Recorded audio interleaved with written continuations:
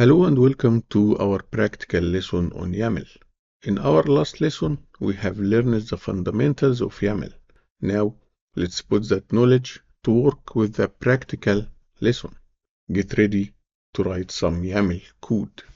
Let's start with a basic grocery list. So let's create a new file and name it grocery_list.yaml.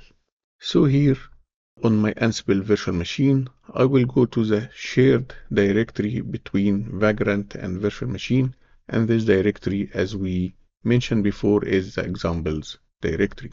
So let's execute cd examples, and let's now create the grocery_list.yaml.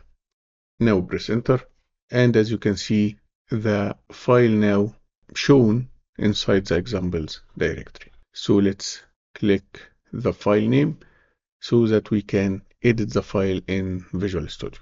The first thing we will do here is to type 3 dashes, and that's how all YAML files begin. Now let's name our list, so let's type grocery_items. Now let's go to a new line. Let's ident twice.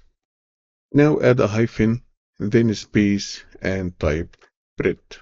Each new item follows the same pattern: indent, hyphen, space, and the item name. Let's add a few more groceries. Let's say, for example, eggs, milk, and apples. Don't forget to save the file. Now we have created a simple list in YAML. So we have a list of grocery items. Let's move on and see how we can create a nested structures. So let's organize some servers with YAML. Let's create a new file named inventory.yml. To create a file, I will execute touch, then inventory.yml. Let's open the file. Again, start with 3 dashes. Let's go to the new line and type all. And on the next line, indent twice. Then type hosts. Now let's add a web server.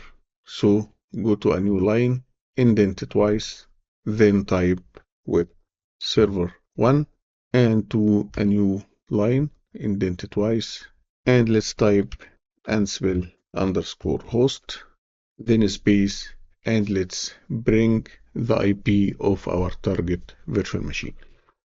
So let's go to VM1 terminal and type IPA, and here is my IP, or the IP for the VM1, which is our web server 1.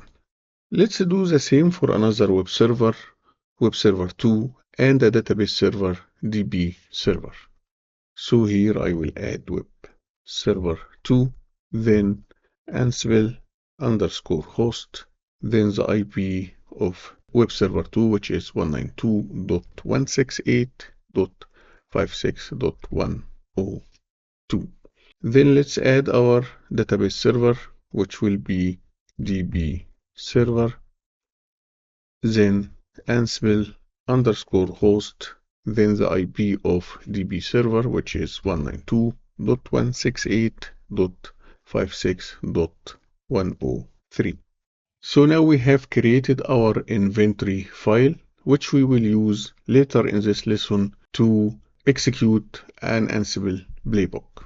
Mistakes happen, so let's install YAML lint to catch YAML errors. So from the terminal, let's first install the YAML lint using sudo apt install YAML lint. Now press enter, and as you can see, YAML lint is already installed on this virtual machine.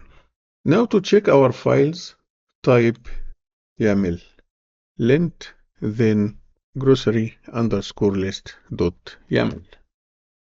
As you can see from the output, I have 2 errors. The first one is wrong new line character expected /n, and the second error is no new line character at the end of file. So let's fix this one. So I will go to grocery list, then I will take a new line at the end of the file. And I will save the file. Let's execute the YAML lint grocery underscore list.yaml file again. As you can see now, I managed to fix the second error.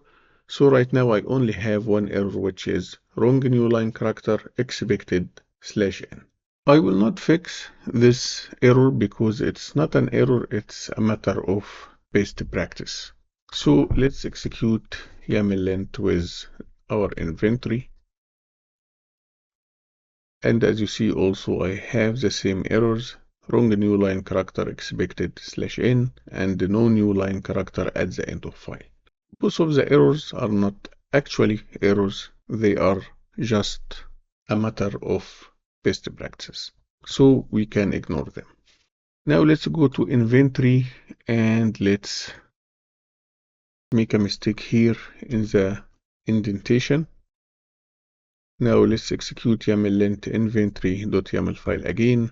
And as you can see, now I have two more errors, wrong indentation expected 4 but found 6, and syntax error expected block end but found block mapping start.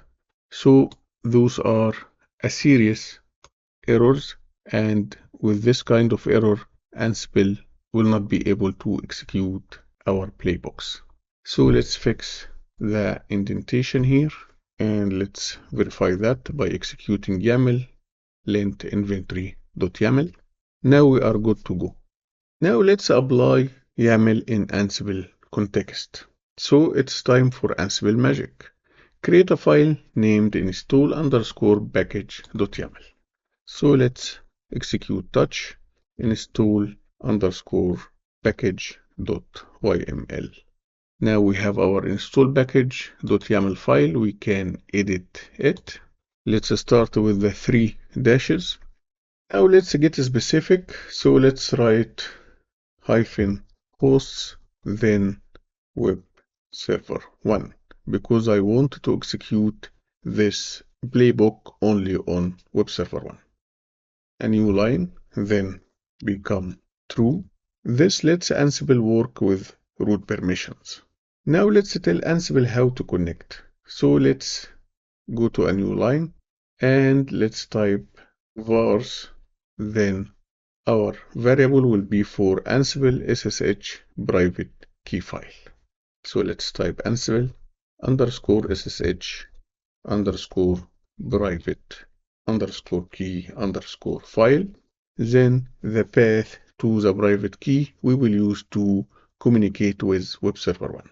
So our private key in the home directory of user vagrant, then SSH directory, then ID underscore RSA. Let's verify that we have this key here. So let's type ls, then the path we provided to install package.yaml file. As you can see, the file already exists. Now let's provide our first task. So here I will type tasks, then our task name is install nginx, and don't forget to add a space between the hyphen and the name. Now we will use the YAML module, and we will talk about Ansible modules in future lessons. For now, just know that we are using YAML module with Ansible to manage packages on Red Hat family. Now we need to provide the package name.